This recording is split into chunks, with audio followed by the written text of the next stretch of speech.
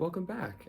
Tonight I'm snowed in, so there's really nothing else to do but draw and just chill and read books. I have a blank sheet of paper in my sketchbook, and it's time to draw a portrait. And I've been reading Narnia like I always do during the wintertime, particularly The Silver Chair. And I always am drawn to this book because it makes me romanticize winter instead of hating it.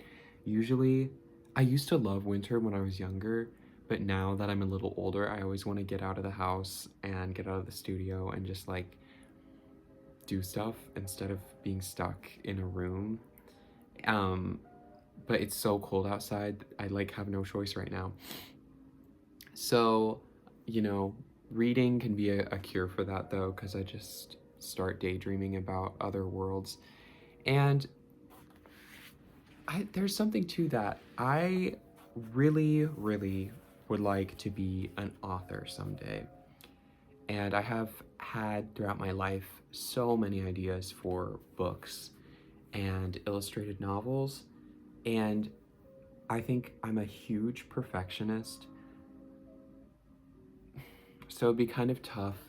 I don't think I could ever really feel like totally proud of the work that I do.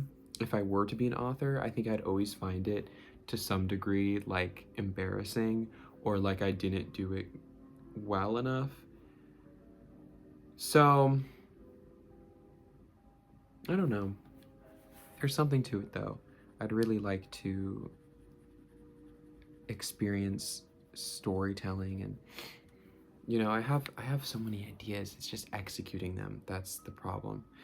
On my desk I have like three different notebooks for three different books, and I still have on my oldest computer like a draft of the first. I think I wrote the like the not the prelude, the prologue and the first chapter to like a novel, and then I wrote out like all this.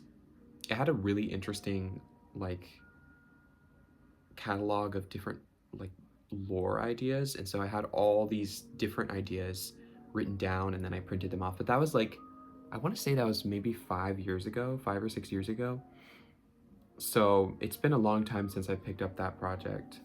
And then I have a comic series that I developed with my brother, and it's still in like the earliest phases of pre-production. And he's really good at writing, but he never thinks that. And so I'm just like, okay, but I I need him to write more. If it's ever going to get done, I need him to write more. So I've always been drawn to storytelling. I just have never felt like I'm good at it.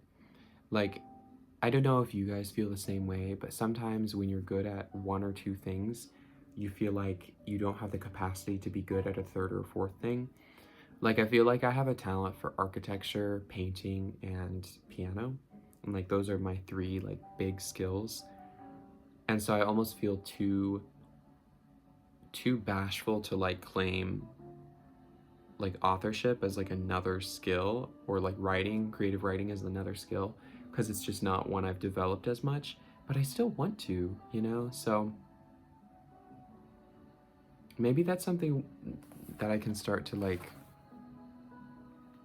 establish as something to do on this channel, is I could finally start doing concepts illustrations again, because creating characters and creating how characters look is definitely so fun. It's such a highlight of the creative process, and I miss it.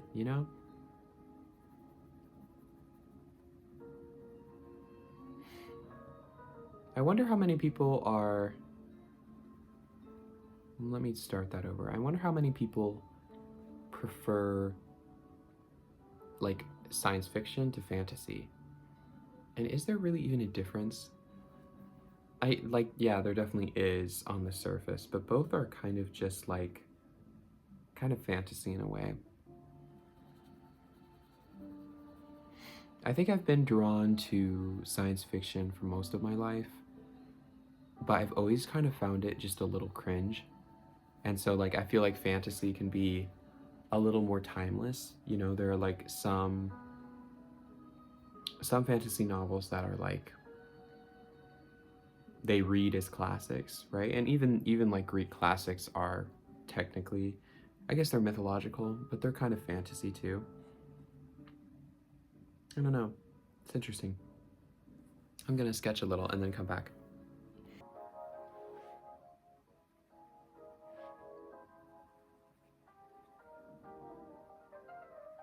Mhm. I think it's getting, it's like blocked out. It'll probably have to get like, there'll be finishing details.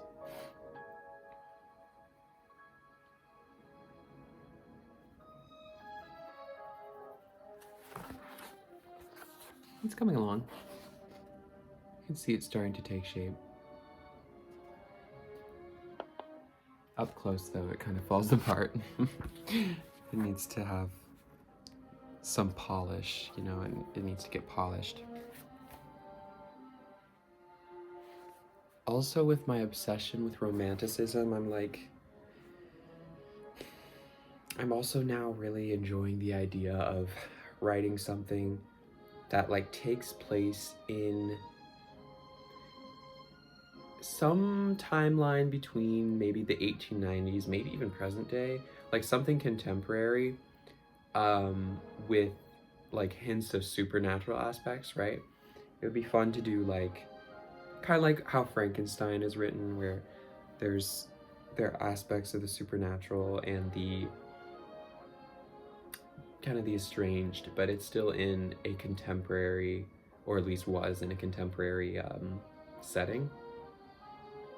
So I think that would be interesting to do like in 2026. That's why I think I like The Summer Hikaru Died, because it's set in a contemporary setting, but there are like these elements of supernatural that poke through, and